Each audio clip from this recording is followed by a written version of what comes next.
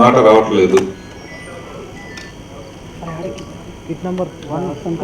ఈ వెండితెర మాట్లాడితే, ఈ సిల్వర్ స్క్రీన్ మాట్లాడితే ఏం మాట్లాడుతుంది అని ఊహిస్తే, ఇలాంటి అద్భుతాన్ని నా మీద ఆవిష్కరిస్తానని ఈ జన్మలో అనుకోలేదు అనుకుంటుంది అన్నట్టు వినిపిస్తుంది.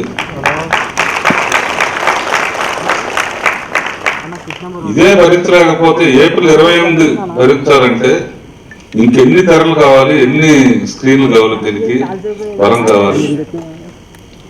Hats off Rajamouli and your team, ఆర్టిస్టులు కానీ టెక్నీషియన్స్ కానీ పనిచేసిన బాగా నుంచి మీ అందరూ ఎంతో అదృష్టవంతులు. నిజంగా ఒక అద్భుతాన్ని ఆవిష్కరించారు. ట్రైలర్లోనే ఇట్లా ఉంటే ఇది నెల రోజులు ఎలా ఓపి పట్టి ఉంటారో నాకు అర్థమవుతుంది. నువ్వే మట్టుకు అయితే ఇది రోజు ఓ ప్రచారం చూస్తాను. అండ్ ఎందుకన్నా అందుకే మాటలు లేవని చెప్తాను కదా, ఇది నిజంగా మనసులో నుంచి వచ్చిన మాట.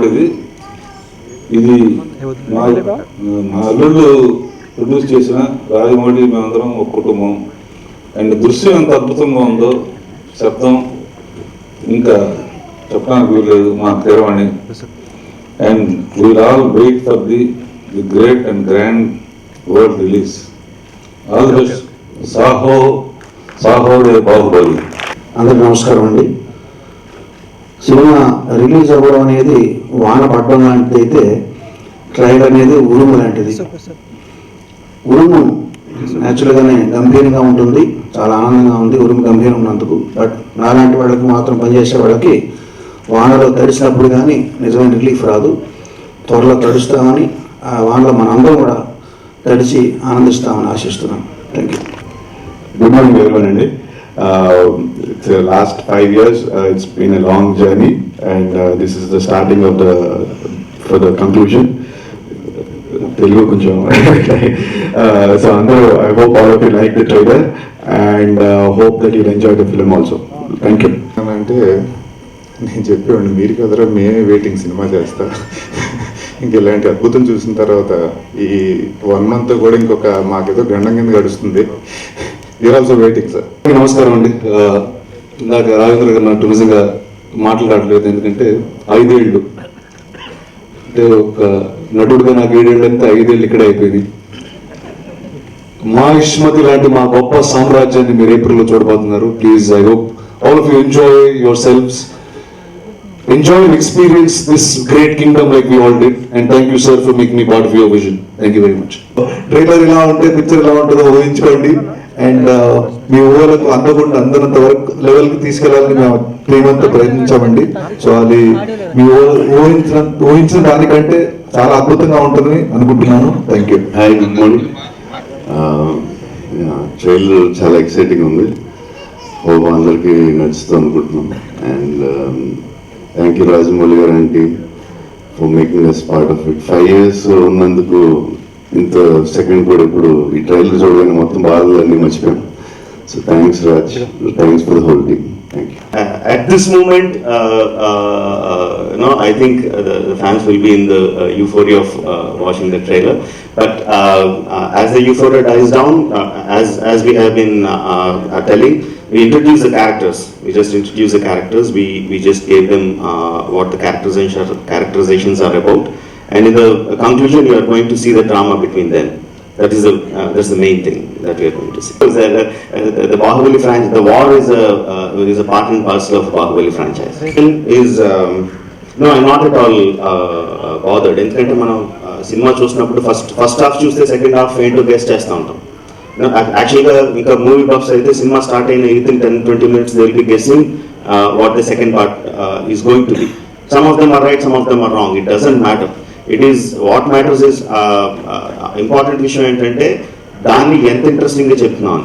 మన for example epics like Mahabharatam, Ramayanam లాంటి సినిమాలు తీస్తే మన కథ ఏంటో తెలుసు, but still we want to see the drama ఎంత అందంగా చెప్పామన్నది important.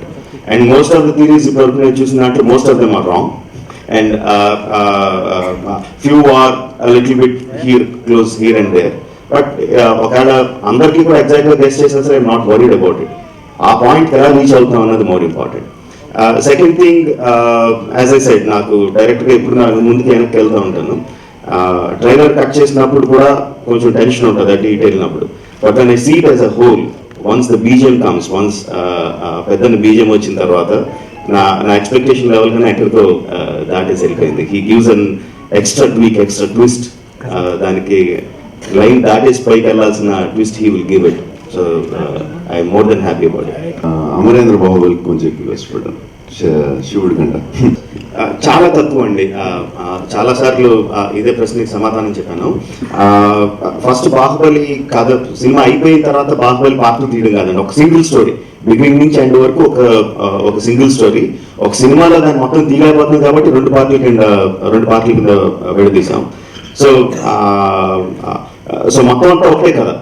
But Baahubali part release అయిన తర్వాత దానికి వచ్చిన యూఫోరియా అది ఇది చూసి ఇంకా యాక్షన్ సీక్వెన్సెస్ లో కొంచెం ట్వీకింగ్ కొంచెం ఎక్కువ పెట్టడం, అక్కడ కొంచెం ఇంకా డ్రామాటిక్ గా చేయడం, అలాంటి చిన్న చిన్న ఇది ఉంది తప్ప బేసిక్ స్టోరీలో అయితే ఎటువంటి మార్పులు లేవండి. యాజ్ ఇట్ ఈస్ ఫస్ట్ ఏదైతే అనుకున్నామో చివరి వరకు అదే. ఇన్ఫాక్ట్ ఒక 20-30% ముందు షూట్ చేసాం కూడా, ఇంకా ఫస్ట్ పార్ట్ రిలీజ్ అవ్వకముందు. మాహిష్మతికి మార్పులు ఏం లేవండి. మాహిష్మతి అనేది చాలా పెద్ద రాజ్యం. మన ఫస్ట్ పార్ట్ లో చూపించినప్పుడు మాహిష్మతిలో కొంత పార్టీ చూసాం. సెకండ్ పార్ట్ వచ్చేసరికి ఇంకా మిగతా భాగాలు కూడా చూస్తున్నాం. So it is first part లో మనం చూసిన తక్కువ, సెకండ్ పార్ట్ లో ఇంకా ఎక్కువ చూస్తున్నాం. క్లైమాక్స్ చేసేసరికి మొత్తం ఓపికలు అంతా అయిపోయినాయండి. 4 క్లైమాక్స్ షూట్ చేసే ఓపిక లేదు. స్టోరీ డిస్కషన్ అప్పుడు 1,00,000 పాయింట్లు అనుకుంటాం. బట్ వన్స్ షూటింగ్ వెళ్ళకముందే మొత్తం పాయింట్లు అన్ని లాక్ అయిపోతాయి. 4 వర్షన్స్ షూట్ చేసి అంత ఇది లేదండి. This is piracy is a different issue and leakage is a different issue. Both are not the same. And this particular leak is some bug in the Facebook this thing. We are still trying to sort out why it happened. It is very irritating, but it is not something we can blame someone without knowing anything about it. So it's online now. We launched it. We are supposed to launch it at 5 p.m. So we planned so many things around it, but unfortunately we launched it earlier. But I think it's good news for the fans rather than being bad news. Tricks of the trade అంటారు కదండి. డైరెక్టర్గా మనం కథలన్నీ చెప్పేటప్పుడు mass pulse కూడా కొంచెం తెలుసున్న డైరెక్టర్లు ఏం చేస్తారంటే తెలియకుండా ఆడియన్స్ ని రేకెత్తించి పెడతారండి. అంటే ఫస్ట్ పార్ట్ లో శివుడు తాలూకు క్యారెక్టరైజేషన్ చూపించడానికి అమ్మ కోసం శివలింగాన్ని ఎత్తుకొని వాటర్ నుంచి నడిచి జంప్ చేసి వెళ్ళి అంత బలవంతుడిగా చూపించానండి. బలాల దేవుని చూపించినప్పుడు ఉత్తి చేతులతో దొనపోతూ ఫైట్ చేసి అంత బలమైన చూపించాను.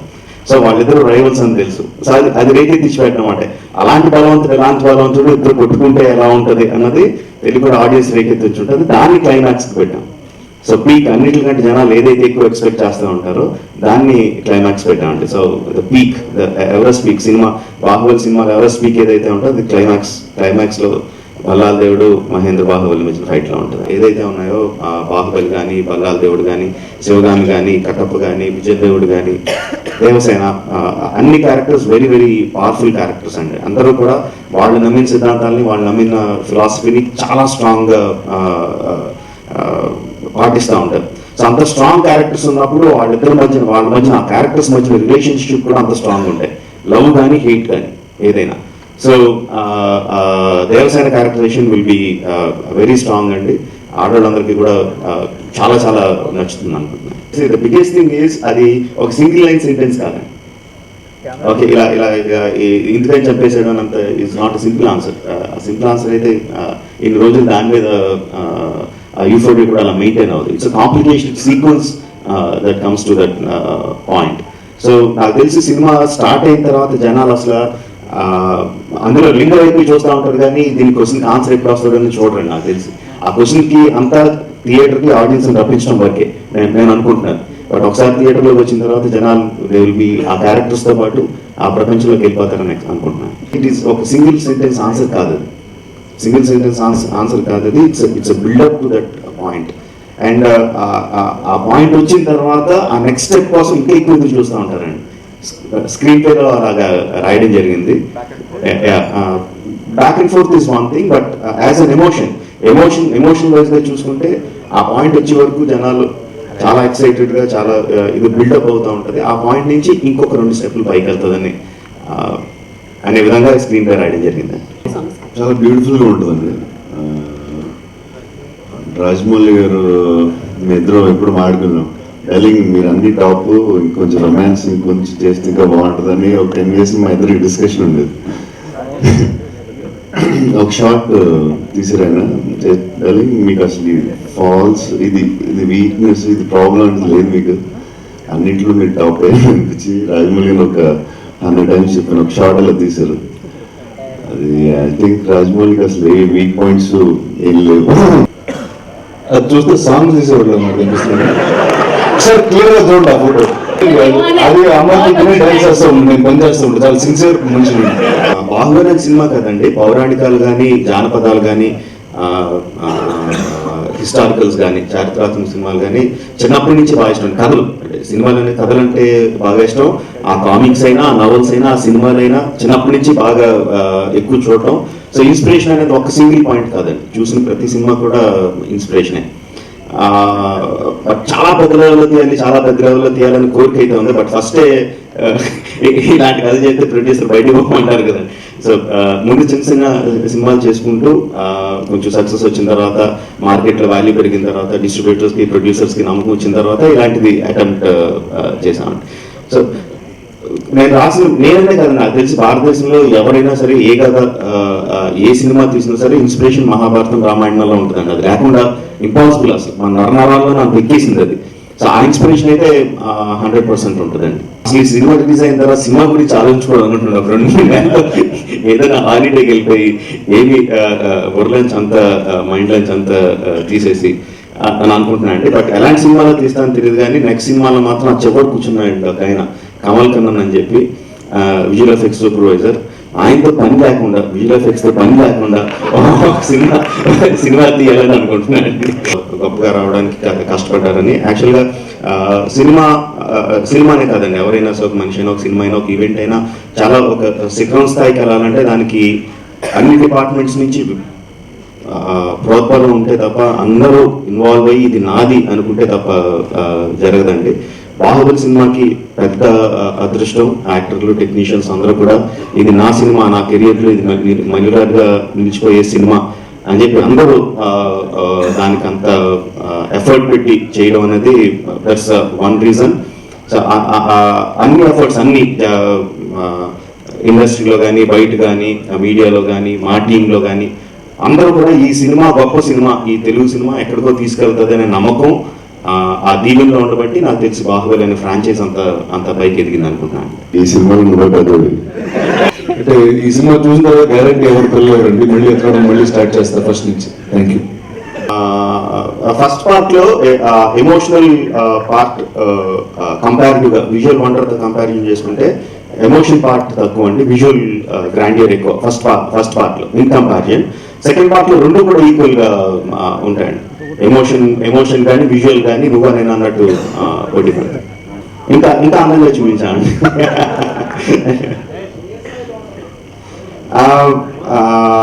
అనుష్క మధ్యలో ట్రైలర్ లో 2 షార్ట్స్ ఉంటాయండి. So that gives an idea Anushka ఎలా ఉండబోతుంది అన్న దానికి అంటే విజువల్ గా అందానికి చూసుకుంటే అనుష్క ఎలా ఉండబోతుందో 2 షార్ట్స్ బట్టి తెలుస్తుంది. But as a characterization she will be much more very very strong. Rajamouli garu first part release ముందు ఇప్పుడు రిలీజ్ ముందు ఫస్ట్ పార్ట్ రిలీజ్ ముందు ఉన్న టెన్షన్ నా జీవితంలో ఎప్పుడు అనిపించలేదండి. దాన్ని అసలు అంటే కంపారిజన్ కూడా లేదు, లోయర్ కంపారిజన్ కూడా లేదు అప్పుడున్న tension, because so much was at stake and we're experimenting so much. ఇంతకుముందు వెళ్ళని టెరిటరీస్లోకి లైఫ్ జాకెట్ లేకుండా సముద్రంలో ఉరికేసినట్టు, పారాషూట్ లేకుండా ఆకాశం ప్లేన్లో ఉరికేసినట్టు ఉరికేసాం. అప్పుడున్న టెన్షన్ ఇస్ చాలా చాలా హై అండి. అది జీవితంలో అంత టెన్షన్ అసలు సినిమాకనే కాదు దేనికి ఫీల్ అవ్వలేదు.